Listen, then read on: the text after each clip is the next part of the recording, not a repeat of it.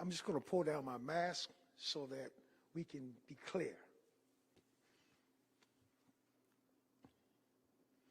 Good morning, first and foremost, to all who are here via live as well as through our live feed. It's my esteemed pleasure, especially on a day like today, Dr. King's birthday, to have an opportunity to speak about the gravity of this moment. I want to thank all of our press for being here. If America is to be free, then the most critical voice that we must acknowledge is the voice of a free press. It is so critical to a democracy that without it, the democracy begins to erode. Today, we are here because we stand shoulder to shoulder in support of all of the freedom fighters that have emerged in this quest for the American dream. They emerged from the shores from the very beginning, fighting for a reality that this society would grow and be very different than any society that had ever existed, the American ideal. However, there was irony in the American ideal. The irony of the American ideal simply stated that we request from our oppressors at that time, the British government, freedom for all men. As a matter of fact, they went on to draft a document that would be echoed by every country around the globe who desired to be free.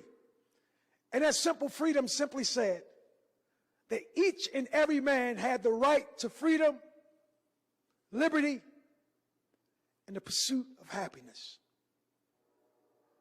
But as they were making those bold and true statements, in cabins that weren't fit for human beings, there was these Africans. There were these Africans that had been brought over not for freedom, not for liberty, not for the pursuit of happiness.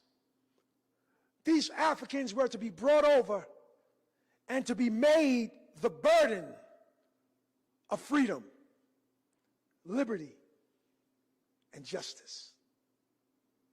And the truth of the matter is they served that purpose well. They served that purpose well. They worked from sunup to sundown, from can't see at night to can't see during the day.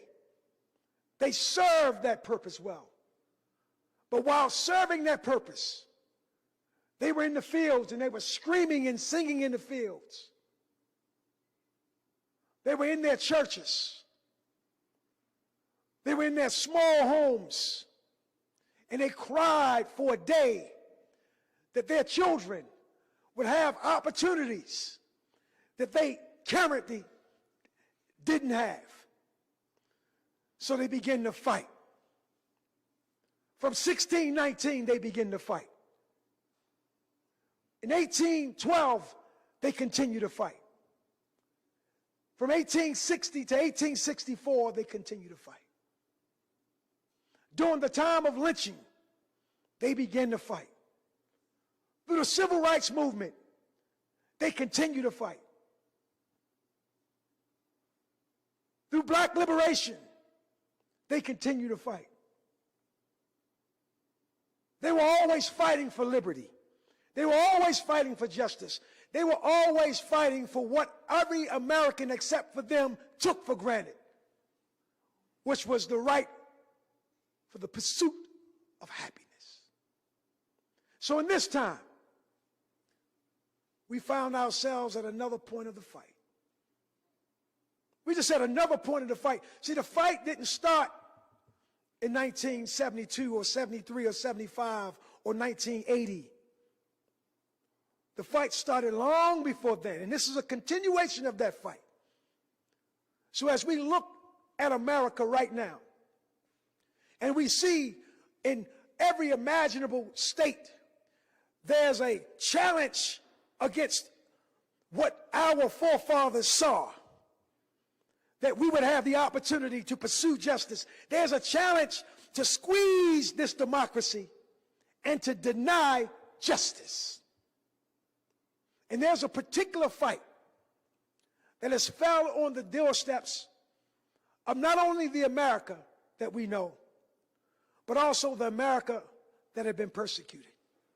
And that is the America that created unjustly a criminal justice system that was not justice, but was more criminal.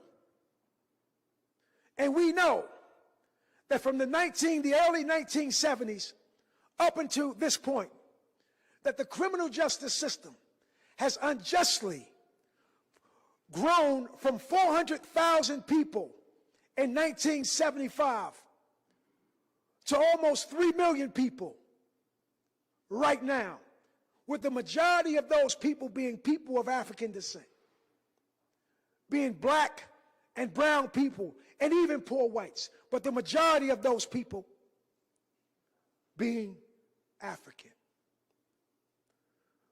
We have to push forward.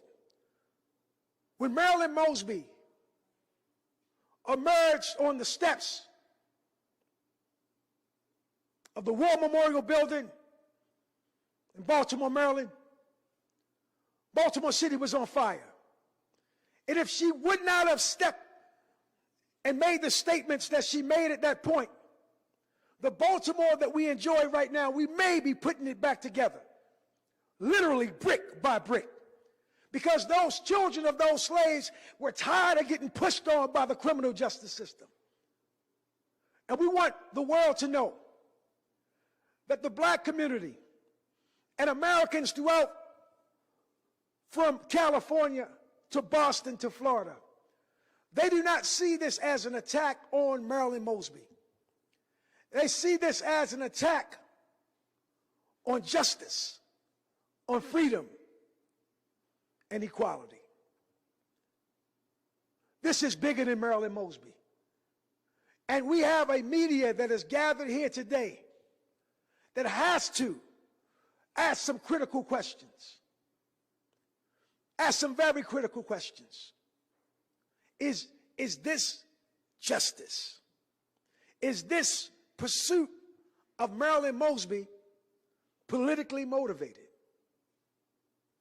They must ask the question, are there questions around those who are choosing to prosecute Marilyn Mosby that maybe deserve an answer? The burden of the proof is not on Marilyn Mosby. The burden of proof is on America. The burden of proof is to decide what America will we live in. Will we live in the McCarthy era? We know that there's a history of when there's a shift or desire for change, there's a rise for those who want to keep things the same. Do we want to live in the J. Edgar Hoover era, when there was unjust pursuit, in particular of black leaders, so that the dream of Dr. King would not be fulfilled? I'm simply saying to the press and to Americans is that we have to see this fight as something greater than what we are currently seeing it. But I'm here today to be the master of ceremony and to invite a few of my friends who not only stand with Marilyn Mosby, but they stand for America and they stand for justice. I would like to invite, as our first person who will take us a little further in the program, a brother who's a true freedom fighter, not only for Baltimoreans and Colombians, but for the whole state of Maryland. He's the president of the state conference of the NAACP. Please welcome to the microphone, Willie Flowers.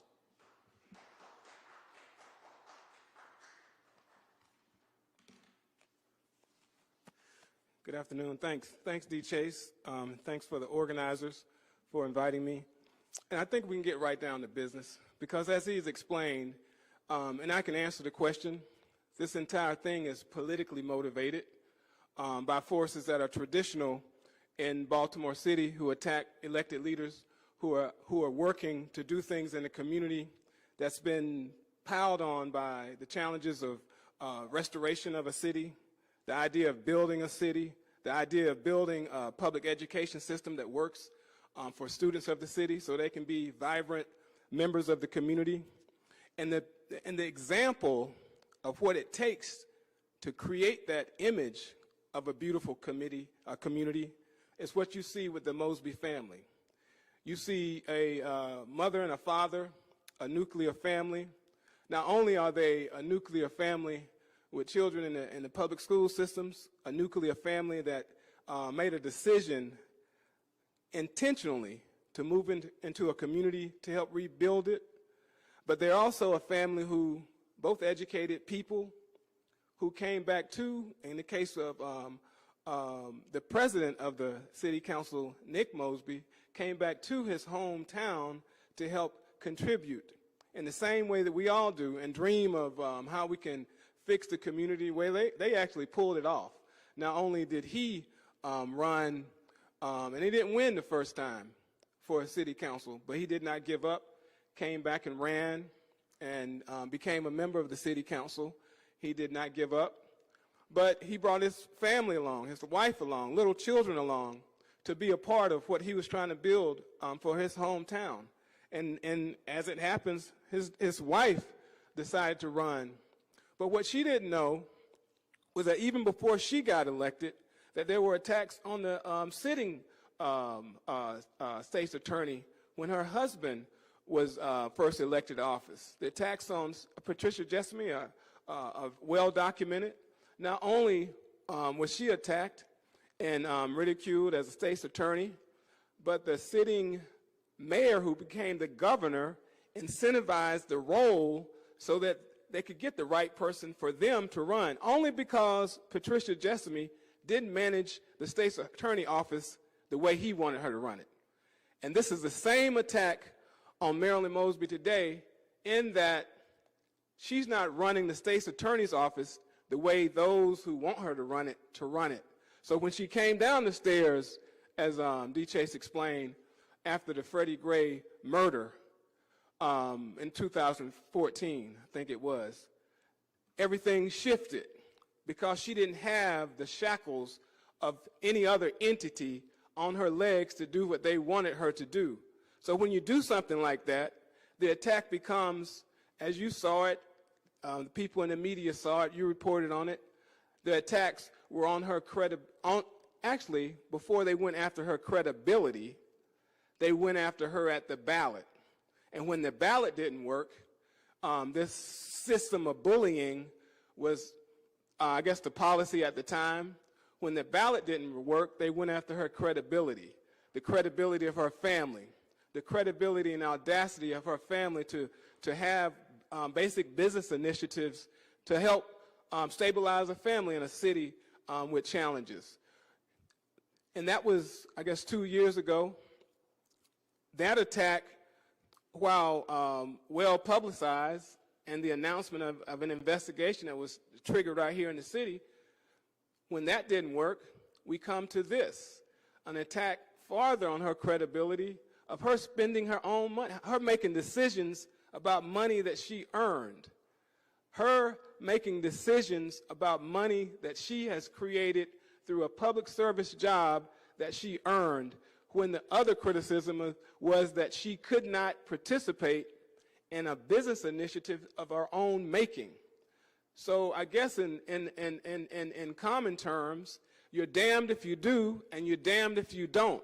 So now the scrutiny is on her making a decision about her savings in her own personal accounts so that she can build a future for her city, while being attacked by a U.S. attorney and having to do something that nobody wants to do, and that's spend your savings, the little money that you have, on attorneys to combat a case when both members of your family are under attack.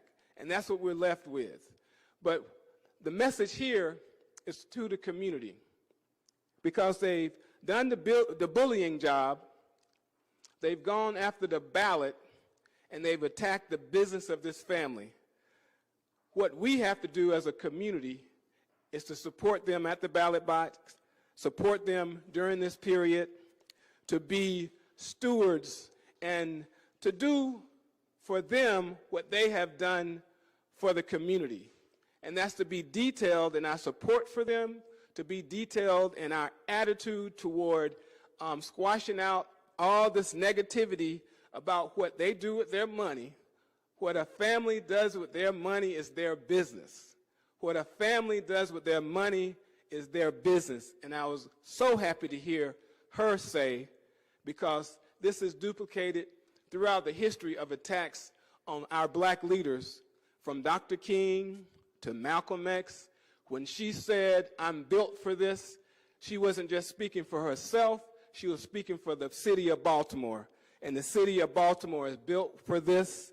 Not only are we built for it while we're under attack here, we also want to focus on next step for the ballot box. So I encourage everyone listening to this broadcast to be prepared to support Marilyn Mosby, to prepare to support the president of the city council, Nick Mosby, while they go through this, and to support and pray for this family.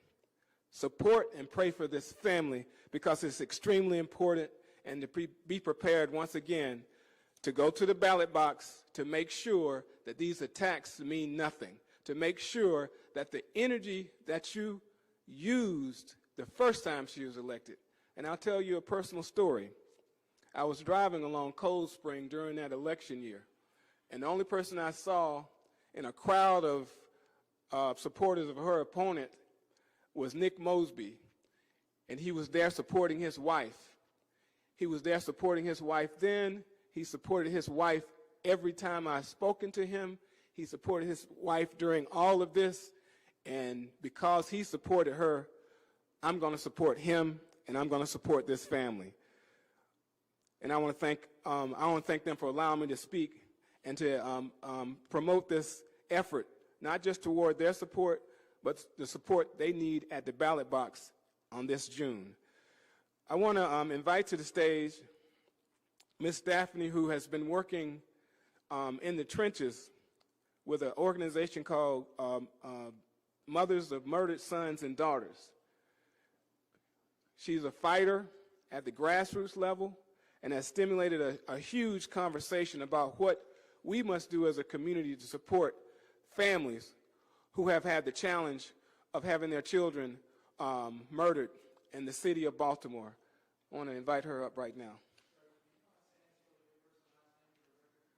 Sorry, that's Willie Flowers, WILLIE FLOWERS. Quick housekeeping is that we had a change in order, so I'll just give them all to you so that it'll flow a little bit easier. Ms. Daphne Alston, Moms of Murdered Sons and Daughters, is next. And she will be followed by Reverend Dr. Kevin Slayton, SLAYTON, of Northwood Appold United Methodist Church, followed by Nicole Mundell from Out for Justice. And then we will introduce A. Scott Bolden, who is the attorney for Marilyn Mosby, who will be able to speak with you guys about specifics of the case. And we will go briefly, but steadfastly and forward with our speakers. Thank you. Hi, Ms. Daphne, come on up. Good afternoon, everyone. My name is Daphne Austin, the co-founder of Mothers of Murdered Sons and Daughters United Incorporated. Today I stand from a long heritage of strong black women, from my grandmother to my great-grandmother to my mom and to myself, very strong black women. I have a daughter named Shakira, who's a very strong black woman. I have a adopted daughter, Marilyn Mosby, who's a strong black woman and also a strong friend. And I stand here today to say, out of all the prosecutors in the state of Maryland, from the counties to the waterways and the byways, Miss Marilyn Mosby is the only person that meets with us mothers, come sit with us, share in our pain, and try to get work done so we can have our cases solved. Over 300 some homicides in Baltimore City a year and hundreds in the other counties altogether. And she's the only person who ever took the time to reach out to us and say that she's with us. So yes, I stand here today on behalf of Ms. Marilyn Mosby. I stand here strong and bold because Ms. Marilyn is strong and bold. We will no longer, as black women, sit back and tolerate the way we are being treated in this country called America. We work hard in this country. We give of ourselves. We have taken care of everybody. We see about everybody's needs, and now it's our time, and we don't want anyone in our way. Today we say enough is enough. I couldn't imagine paying for college and sending my daughter to school and making sure that she has everything she needs and tell her she can dream big. You can become anything you want to be. You can become a mayor, state's attorney, a doctor, a lawyer, or anything. And she gets to her dream spot, and then there's all kind of obstacles in her way. I couldn't dream to stay in here and not do anything about it. And I'm encouraging the whole community, the whole state of Maryland, the whole nation to join with us black women. We are wonderfully made, we are smart, we are blessed, and we're not stupid. We will no longer be hung by the trenches of anybody's injustices that come to us daily. We love unconditionally. We love our children unconditionally. And we're saying today that no more. Enough is enough. When you deal with Miss Marilyn Mosby, you have to deal with all of us. And I don't think anyone's arms is strong enough to box with God or to box with us. So I'm asking you today to go down inside of yourself and in your hearts and find yourself a way to stand with Miss Marilyn Mosby today. Not only as our state's attorney, but as a black mother and a black leader and a female. And we say today, get out of our way. No one can stop us. We are now unstoppable and unmoving. And have a good day. Next, I'll ask for Dr. Reverend Kenya Slater to come up, please. Good afternoon. I am, even though it doesn't look like it on my face, I'm excited to stand in support of our state's attorney, Marilyn Mosby, and her family, her husband, Nick. We share something in common. That is, our feet have literally been tattooed by the soil that runs through Tuskegee, Alabama. So not only is she built for it, she's literally rooted in struggle. 50 years ago, 5 decades, the Baltimore Sun reported 330 murders in Baltimore City. Just 2 weeks ago, the same paper reported 337 murders.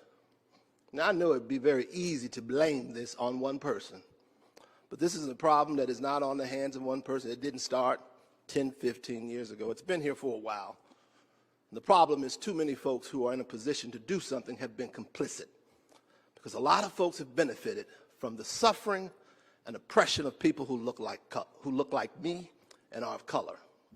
And along comes, as history always does, some black woman who's got the courage to sit down and refuse to go along to get along. Over those 50 years, I imagine, I didn't do the data, that a number of African American homes that look like mine were literally turned upside down because of the strength, the foundations of their family were removed. The men, for selling something we call weed, marijuana back then, probably reefer. And now here we are in 2022. That same product will make millionaires out of white men and white women This little black woman had enough sense to say, I'm not going to send any more these folks to jail and upset houses and destroy communities at the expense of people who look like me. And so I showed up today, one, because I like them, but two, because I'm a preacher. And three, because it's the King holiday. And I don't want you to forget in all your reporting that you do today that Dr. King was many things, but first he was a preacher. He was a preacher who was birthed out of the experience of the black church that believed that liberation and oppression and the uplift of people who've been oppressed was something that we were all due. And so he spent his entire life doing what I came here to do today. That is to lead the march, to go and tell old Pharaoh, let my people go. Let them go. Stop following, stop trying to find things on these people. Allow them to do their jobs. And then lastly, I would remind those folks who look like them in positions similar to theirs, the words of the great theologian Martin Niemöller, the German theologian who said famously, when they came for the socialists, I didn't say anything because I wasn't a socialist. Then they came for the Germans. I didn't say anything because I wasn't a German. But then they came for me. For those folks who wear black and brown skin, who sit in these high offices, one day it could be you.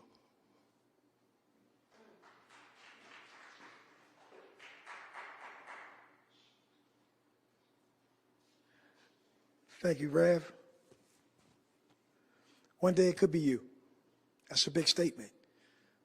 And I repeat the question, what is the America that we are going to live in? Are we going to live in the McCarthy era, where Americans' lives were turned upside down on random witch hunts? Are we going to live in the era where the FBI began a program called COINTELPRO that disrupted black leadership to ensure that the successes that we are enjoying right now didn't happen? This is on our doorstep, America. This is not about Marilyn Mosby, but we appreciate her courage to stand and fight. Next, I would like to introduce a young woman who is literally fighting for justice every day. She's a friend of mine. She leads a lot of different efforts, but today she's here to support our state's attorney, Marilyn Mosby, Nicole Hansen Mundell.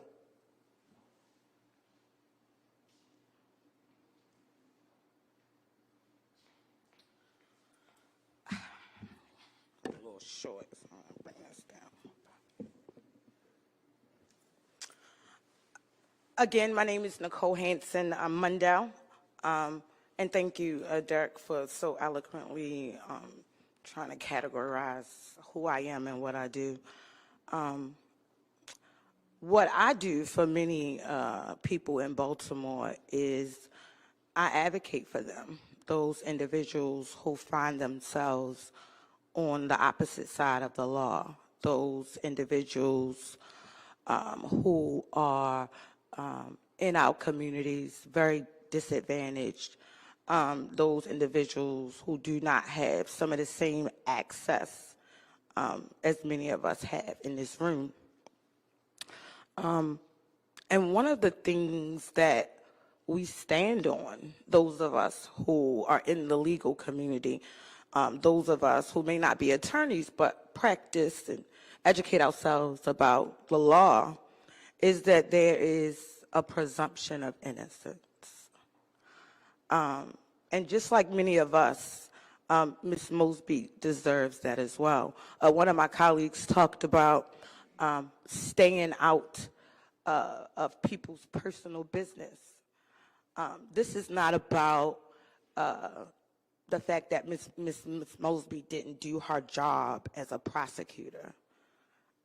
This is about the media and the public deciding to stick their nose in somebody's personal matters. Throughout my years working in advocacy, Ms. Mosby has done more in terms of standing on a presumption of innocence than many of her predecessors, right? She has been open to advocating for laws and policies that seek to change the way our bail system and our pretrial system operates. She was one of the only prosecutors that I saw during a global pandemic urging our governor to release those individuals whose charges will likely be dropped in the first place, who encouraged our governor to send resources here to Baltimore as opposed to talking about how bad the city is. It was her that said, Governor, bring resources to the city. Ensure that individuals have access. It was this woman who brought herself to Annapolis on her own accord to ensure that individuals who found themselves on the wrong end of the gun trace task force, that they would be financially compensated for some of the ills that gun trace task force bestowed on Baltimore residents. There are people still suffering today because of a group of law enforcement officers who decided that they would treat people any kind of way. And so because she decided that these individuals should be brought to justice, there are people who are making a decision that because she went against that status quo, that we're going to show her who we are. That's essentially what they're saying. That because this woman decided to stand on the right side of justice, that they're going to show her that that's not okay for black women to do. And so I just want to make sure that the citizens of Baltimore withhold your judgment, because just like you deserve the presumption of innocence, so does she. And so I know that there are formerly incarcerated people across this city who have turned their lives around, because let's be clear, this is not a woman who is just supporting people who break the law, right? She is supporting individuals who have made a decision to turn their lives around. And that is who she supports, right? So she's not a person who's just supporting any old criminal out here. No, she's supporting individuals who have made some bad choices but decided to turn their lives around. One of the only prosecutors I know in the state that actually has a victim's integrity unit, right? That individuals, and I hope I'm saying the name of the office, right? But she's willing. What's the name of it? Yes, right? And also, she's been a part of bringing individuals home who have served decades behind the walls because of unjust legal system. The office is actually working. One of the only state's attorneys that I know who actually supports individuals, young people who find themselves on the opposite side of the law, and gives them an opportunity to rebuild their lives, because she knows what they're facing out there in the streets of Baltimore. So again, let's make sure as the public we withhold judgment and allow for the legal system to do what the legal system does. And let's remember that she deserves the presumption of innocence. Thank you.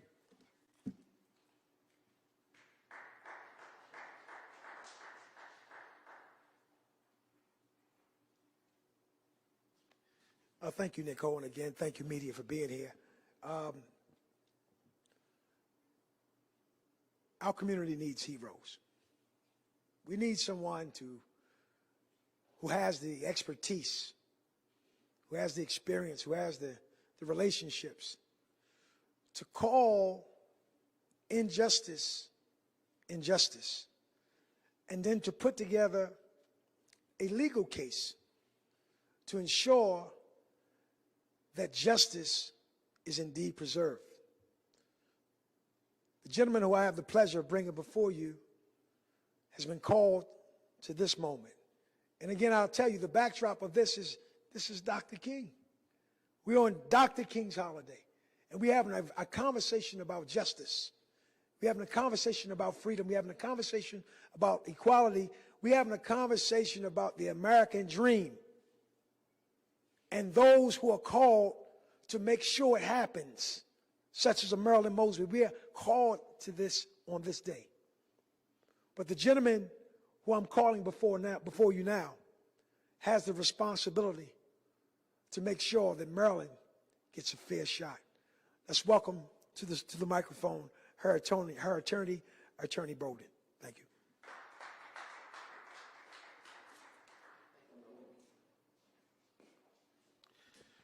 Good evening or good afternoon.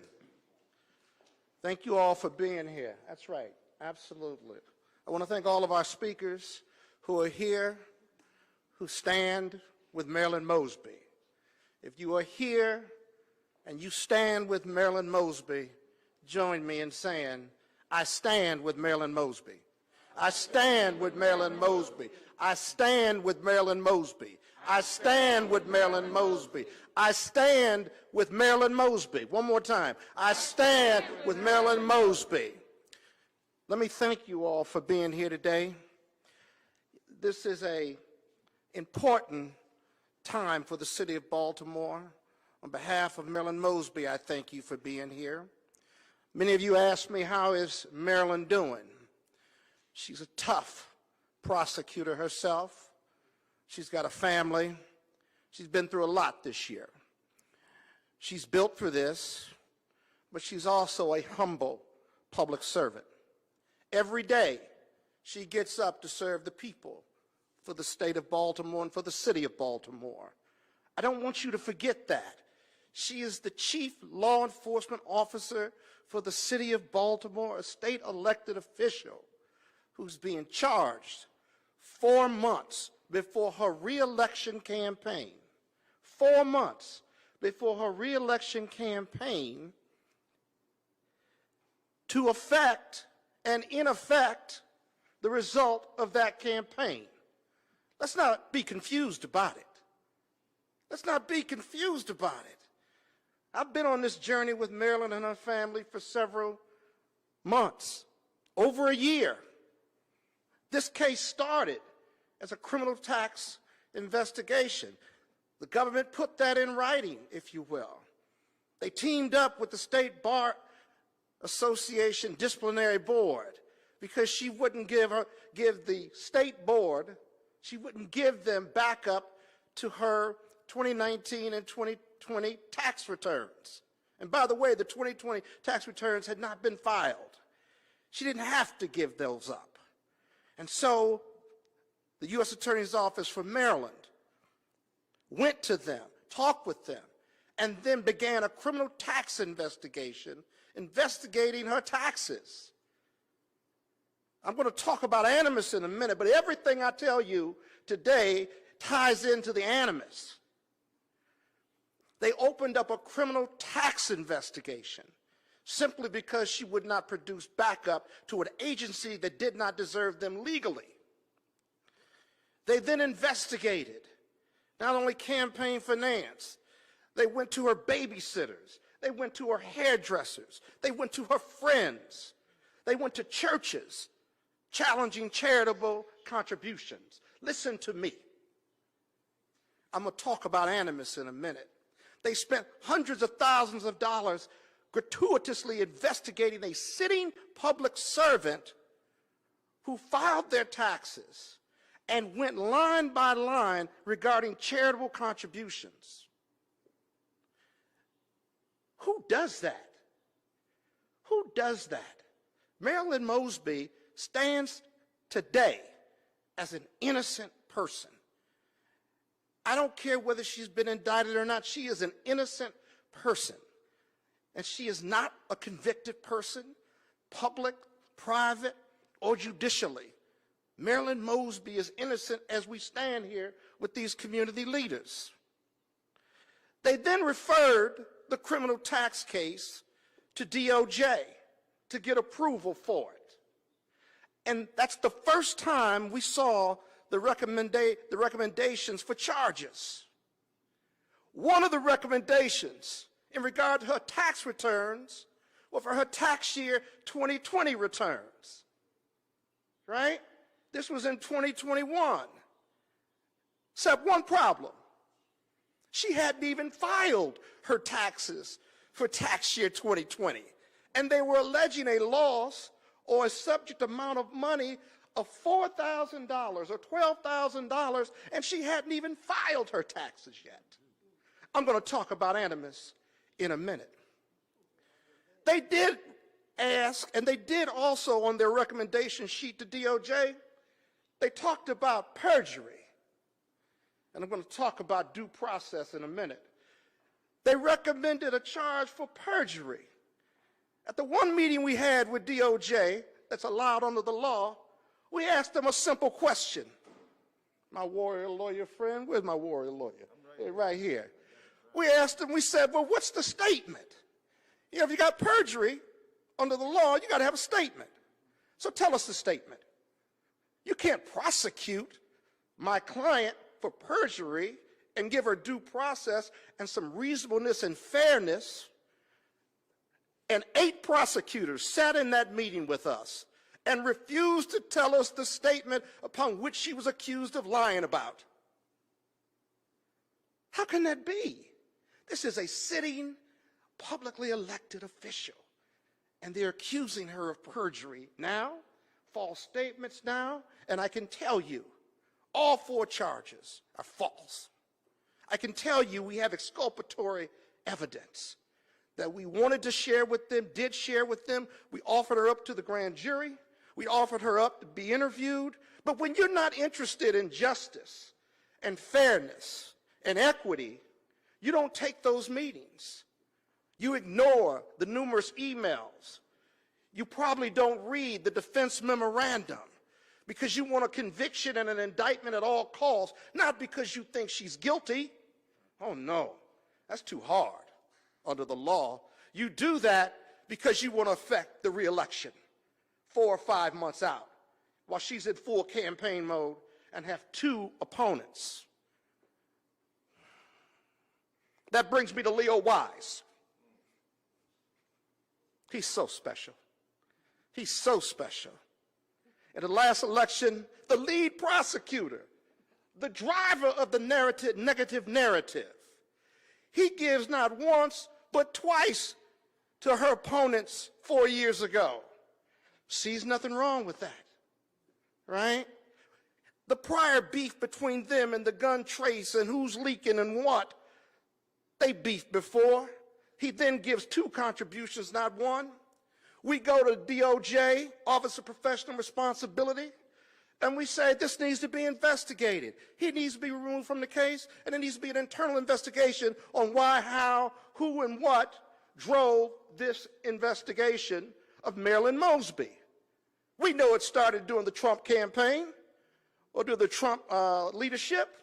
We know that Donald Trump called for her to be prosecuted. We know his AG singled her out before a police conference about her job and being a progressive, liberal prosecutor who does her job, but not like the conservatives or the status quo. Bringing some equity to how you prosecute crimes, right?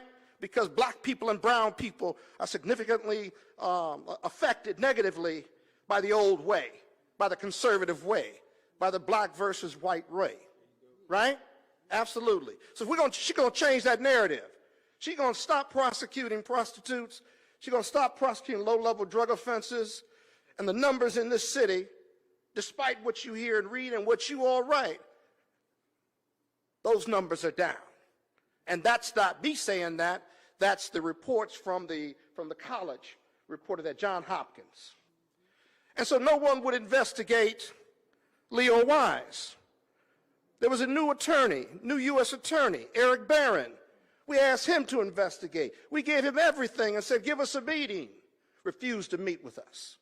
We offered her up for a grand jury, an interview, refused to even respond. These are the forces. These are the dark forces that we are up against. These are facts, too. This isn't some conjecture by some criminal defense lawyer because of the rantings of a criminal defense lawyer. These are facts. There are documents to support this. And so my client has been through a lot.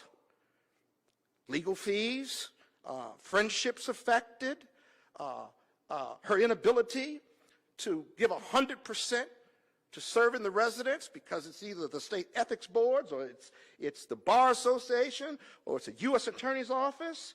And by the way, she's not driving this negative narrative, right? Those agencies are. And we know that goes back to her choice to prosecute police officers in regard to Freddie Gray. I don't care what the outcome was. There's some cases, I'm a former prosecutor, there's some cases where cases have to be tried and done. Justice has to be served.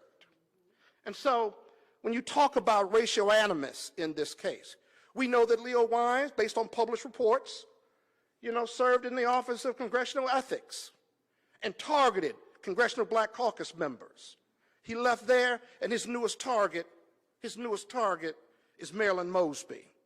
We know there's personal animus because of personal beefs about turf and the gun tracer piece between them. And then there's political animus, the contributions that were given. And the political animus is that he and others in the law enforcement community certainly don't want her to get another term. Well, I'm here to tell you, Marilyn Mosby is not going to be the only one on trial. And we want a quick trial. We're ready to go. The quickest is 70 days, right? Election's 5 months away. Others believe that it'll go 6 months or a year. Oh, we're pushing for trial in 70 days, right? Because we don't want this to affect the political outcome of this race. And so we're going to try to get a trial as soon as possible. But Marilyn Mosby is not the only one that's going to be on trial. The U.S. Attorney's Office for Maryland is going to be on trial. The criminal justice system and its attacks on black female progressive prosecutors is going to be on trial. The whole system in Baltimore and how you go after black elected officials, black female elected officials, black liberal prosecutors all around this country, it's going to be on trial when we get there. We're going to do our best to get answers and truth and justice, not only for Marilyn Mosby, but for the citizens of Baltimore and Maryland and this criminal justice system and the prosecutors that drive the negative narrative towards black and brown people and black female progressive prosecutors. You can bank on it. And so I'm here to thank you all for standing with us, for standing with this fight, because we just begun. Usually I'm pretty Natalie clad, but this is my fighting wardrobe. I know you look good, man. But I'm fighting. We're about to do a fight, and so this is what we got to do.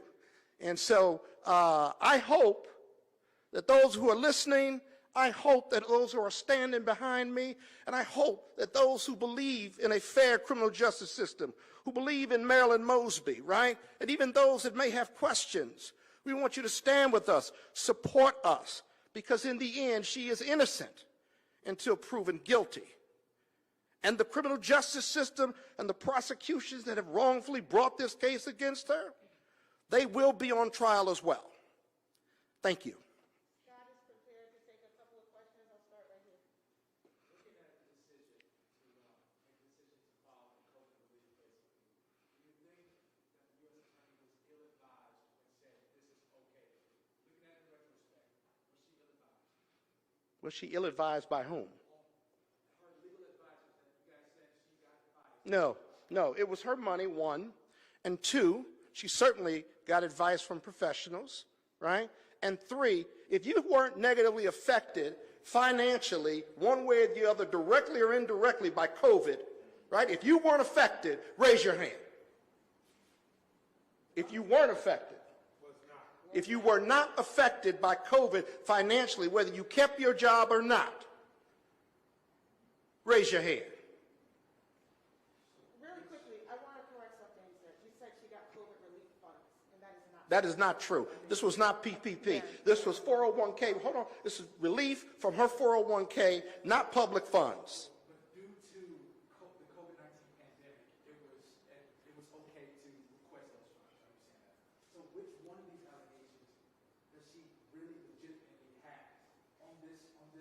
I'm not going to get into the specifics of that. I'm telling you, she's not only innocent, but we have professionals who she consulted with, and she qualifies on one of those under the statute. And I'll leave it at that.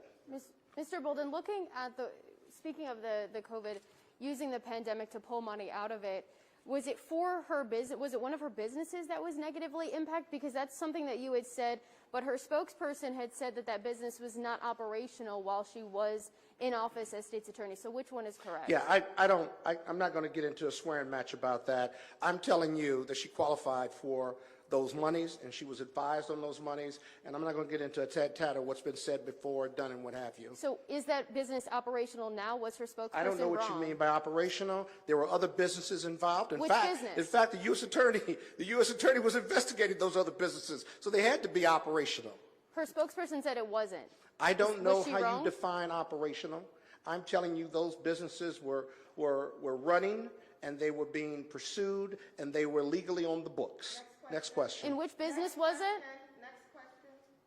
Go ahead, right there. Do you believe there are more charges coming? Do you have any reason to believe that this is the end of the indictment, that there could be more coming at all? I have no idea, but I will tell you this. Whether more indictments come or not, our position is the same. And we certainly battled the government, the federal government, in regard to any tax implications. And I can't comment any further on that. But our position won't change. Mr. Bolden, a public look at her businesses indicate that they never made any money, don't have any employees, never made a loss, and you were suggested today, and I've heard you suggest on other broadcasts, that you have documentation, exculpatory evidence to exonerate her on those charges. Would you share those documents, or at least explain how she qualifies for something on a business, if that's the case, that only exists on paper? Well, those are mutually exclusive issues. These businesses were a startup, okay? And as a result, that does not disqualify her, along with some other facts that we have to present that would certainly absolve her of any wrongdoing here. Next. Yep. Attorney Bolden, you spoke specifically to the impact of African-American leadership being prosecuted unlawfully or just like a witch hunt scenario. What did you say to the young people in the African-American community who are looking to be the next Marilyn Mosby, who will end up being impacted by things of this nature in the future? Well, I would tell them to keep the faith, to be strong, that public leadership is not for the weary or those who want rest, to protect yourself at all times. And even then, when there are forces, darker forces, working against you because of your integrity and you making tough decisions, going against the grain, going against the establishment, unfortunately, not just here in Baltimore, but elsewhere can bring you legal scrutiny that will change your life for the rest of your life, unfortunately. You got to be careful. And even then, it's not safe. Second question from you. Oh, sorry, I forgot your name. Yep. So, Baltimore's crime, she's a top prosecutor. It's going to be a difficult fight. How do you ensure residents that she's going to be able to balance the litigation and maintaining, making sure that murder victims get justice? Well, certainly arrests have to be made. I keep reading how somehow she's blamed for homicides in this country, or rather in Baltimore. She is the only blame or responsibility when someone is arrested to bring justice to them, and that is to prosecute them, right? And so I don't put the murder rate in her bailiwick. I put that in when people are arrested and good investigators do their work and they bring them and then they get prosecuted, right? And so I have every confidence, and I can tell the public every confidence she is going to completely and continue to do her job. That's one thing. And we're going to be able, the lawyers are going to do what the lawyers have to do on the defense side, and that's really not a balancing act. That just comes with being Marilyn Mosby. I have one more question. Looking at the chart counts 2 and 4 about the mortgage applications, the indictment says that she didn't know that there was a tax lien on the property that she also owns with her husband. Can you explain how that's possible, given the IRS sent them multiple letters? Can you explain how your spouse might do something you don't know about? Or anybody? I'm not married. Everybody doesn't know everything about everybody. They were both sent a letter. According to the indictment, the IRS sent them each a letter.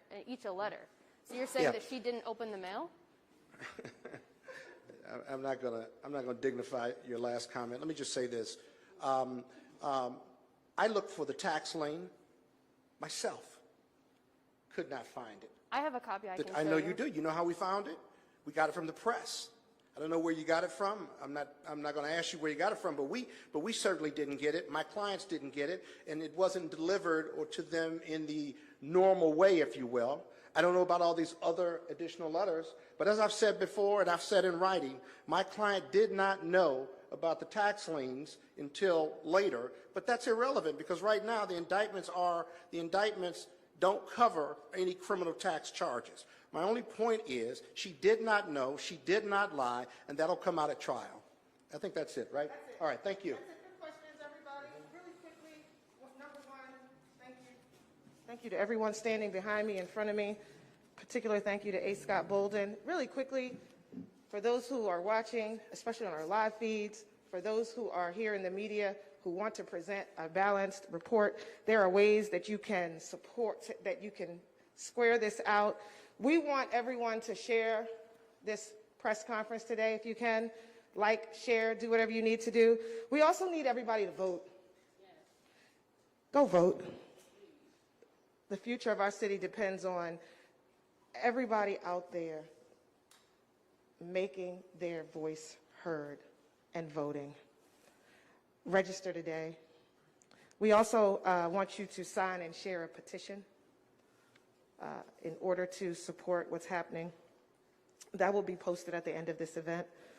And then you can also donate to the Mosby Defense Fund at mosbydefensefund.com. I'm going to now turn this over to J. Wendell Gordon for a couple of comments just before we come to a close. Thank you, everybody. Thank you all, Robin, A. Scott Bolden, one of the finest attorneys that I know. I just want to say that at this point in our lives, we're not going to adjust to injustice. I want to say that there is an army of people who will stand by, stand with, and be with Marilyn Mosby throughout the duration of this trial. Marilyn Mosby, of course, is a friend. So is Nick Mosby. They're both friends. But I'm not here because of that friendship alone. I'm here because these two stalwarts in our community have been targeted and been under attack since some believe that there was too intense of a consolidation of power within the Mosby household. This thing goes back. You have all the alphabet soup involved in the prosecution of Marilyn Mosby. And if you remember, this didn't have anything to do with Marilyn Mosby's personal business when it first started, this entire investigation. They were investigating wrongdoing in office. When that failed, they started investigating other things, and they brought other folks involved. And at the end of the day, they were able to come up with an indictment. As A. Scott said, 4 to 5 months before she starts her campaign for re-election. So we're not fooled by what has transpired in the Marilyn Mosby case. And we're not impressed by the fact that we have this African-American U.S. attorney who has signed the pleadings on Marilyn Mosby's indictment. It started under Trump, but it ends with him. He could short-circuit it, or he can watch it play out to the end. I expect, and I believe deep down in my heart, that Marilyn Mosby will prevail against these charges. Now, I know there are a lot of questions asked, a lot of sparring going back and forth with the attorneys. And the attorneys may not be able to provide you with all the answers today because you can't give it all up in a press conference. And although we intend to litigate in the court of public opinion, the real fight, occurs in the court of law. Marilyn Mosby's defense team, of which I am not a part, so you don't have to ask the question, is well fortified to engage in this type of combat, and they will prevail as well. Thank you.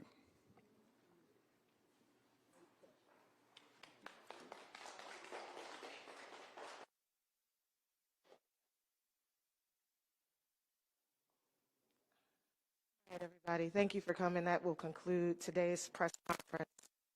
I think everybody here knows how to reach me if you need me. If not,